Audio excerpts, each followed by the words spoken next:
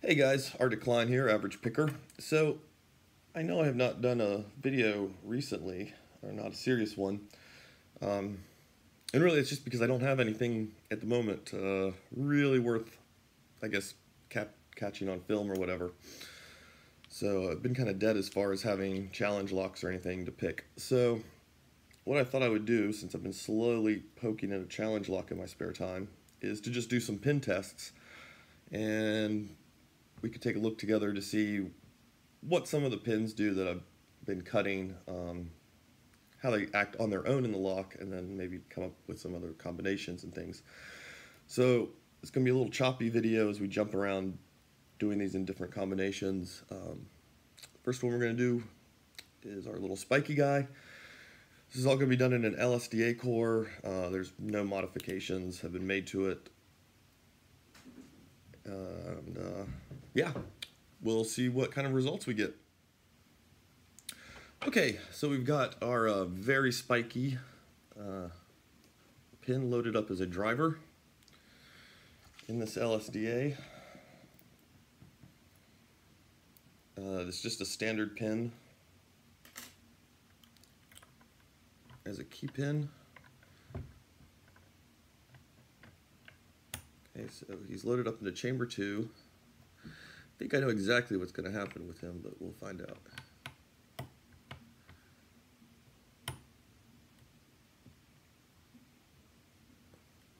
Okay, so that's kind of what I was thinking. So, as we start to pick him, he feels almost like we're going into a spool or something, and we get very, as long as we keep the tension going, we get very steady rotation occurring with the core, but we have to keep holding it.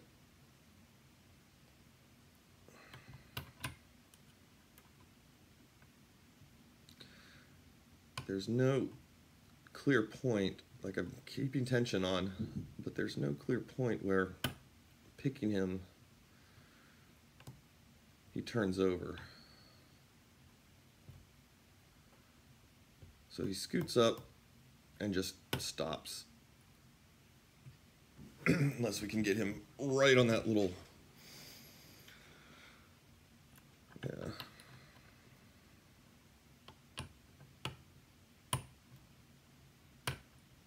There we go. I did dull him out a little bit to make him work a little better. The point is so fine that what I'm thinking is in a lock, what it's probably going to do is have to be the last one picked, because especially if you have a spool or anything in there and you have to counter rotate a little bit, he's just going to drop back down in even a little bit deeper. So that is what our little spiky guy does. Okay, so what about two spiky pins?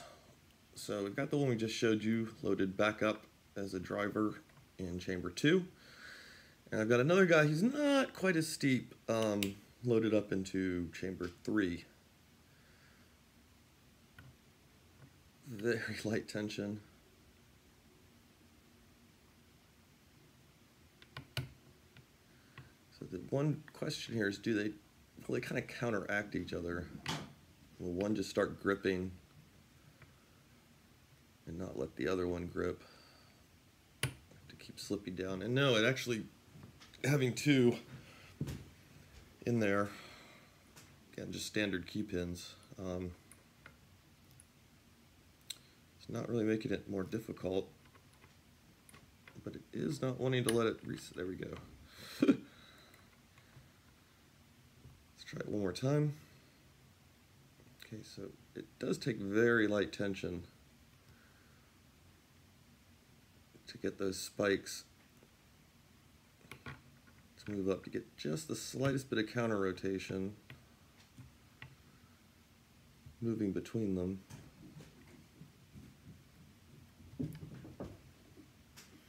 So I think they might play well together if they were spaced a little more apart.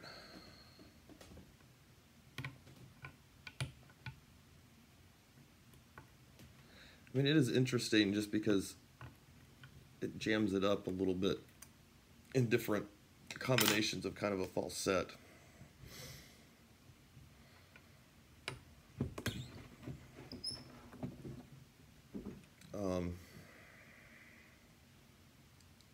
Do it that way. They should just fall into that channel.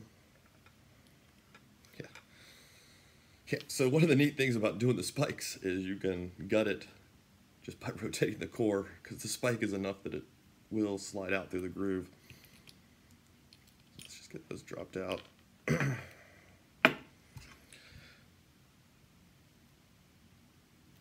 So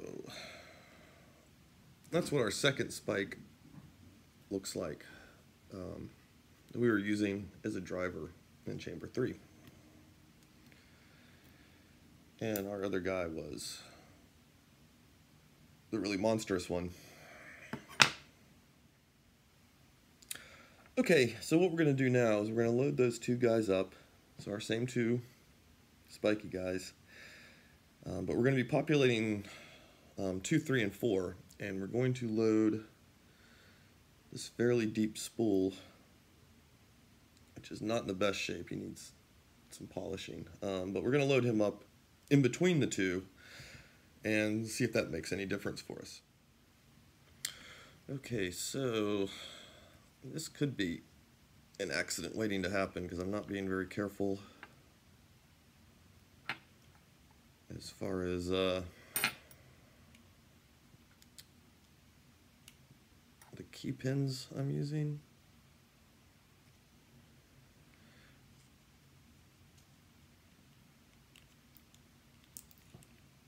So we've got Spike, the spool. Oh, I heard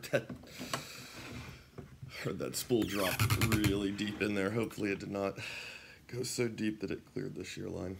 So we've got the spike, the spool, and then our really big spike.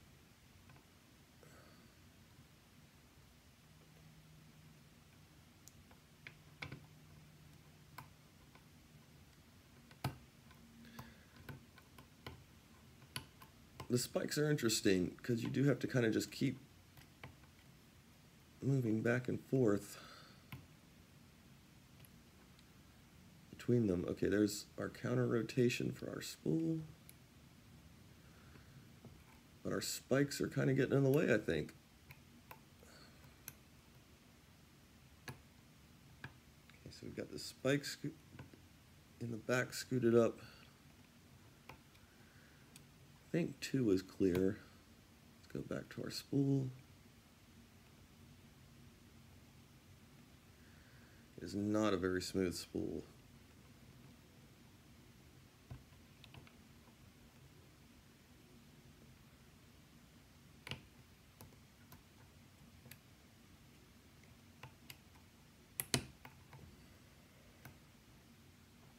It's a lot of back and forth between those 3 at this point.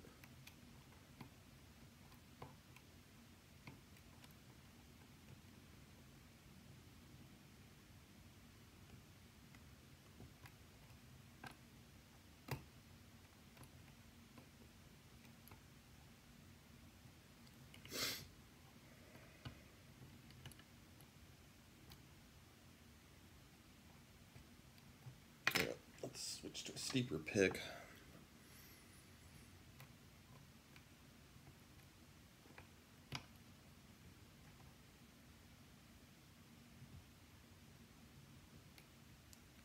Rotating again. You can't hear it,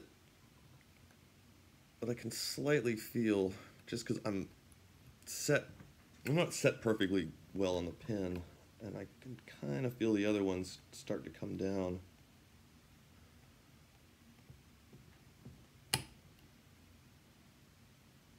Okay, our spool should be set. So now I've got to drive these spikes back and forth again.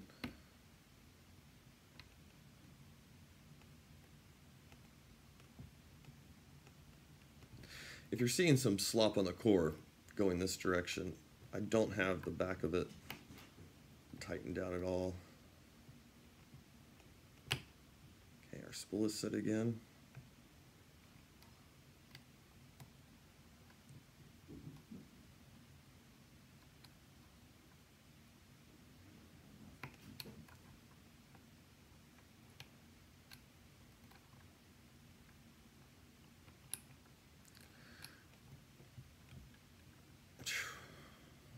Guys, I think, take a look at how these are falling.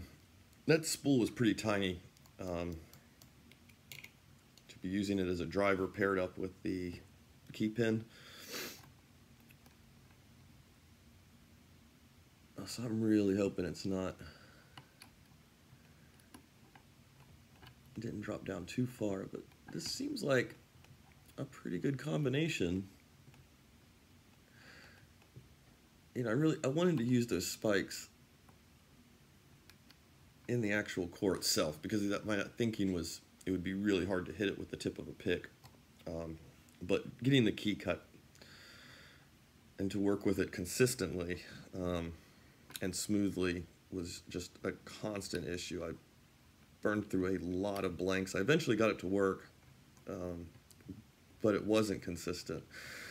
I don't know if you ever house sat for somebody, you know, and they tell you, oh yeah, just, you know, when you slide the key in, kind of put some downward pressure on it and jiggle it a little bit, and then it'll unlock, no problem. You know, and they can do it in seconds. They've been doing it for, you know, 3 years or whatever. That was kind of what it was like when I got those spikes to finally work in the core. Like, I could make it work, but I could not describe to you how to make it work, really.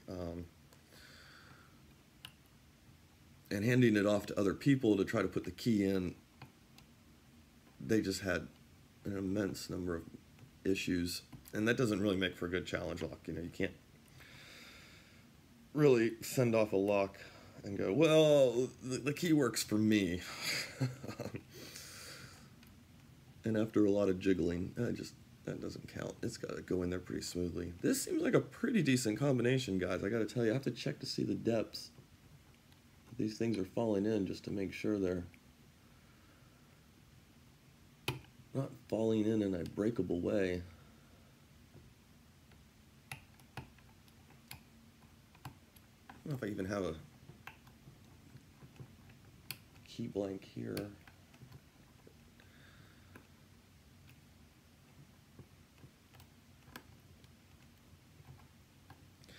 It's interesting because you just got to keep working those spikes, and then that spool kicks in.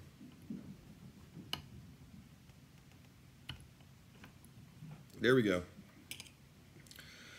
Finally got it. So yeah, you've got to get that spool sitting and just keep working those key pins, or those spike pins, up a little bit.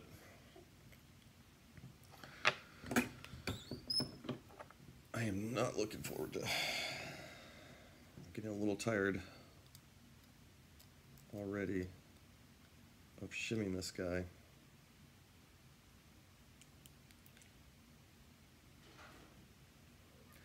All right, well, I will get this torn apart and we will try some other combination of pins.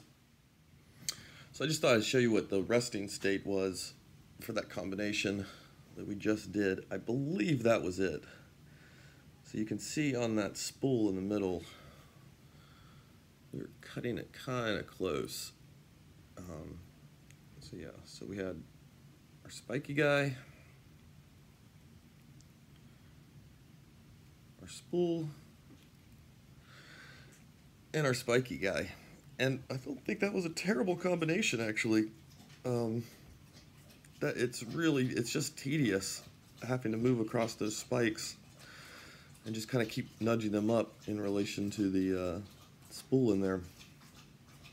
It didn't feel too bad. I'll have to try that again, maybe, just to make sure it wasn't me doing a bad pick. I think I might do something like that. I don't know why I'm determined to use those spikes. So you could probably hear the dog lapping up some water right now. That is her telling me she is ready to go for an adventure. So I am going to take the dog out for an adventure and maybe come back to this a little bit. All right, see you guys later.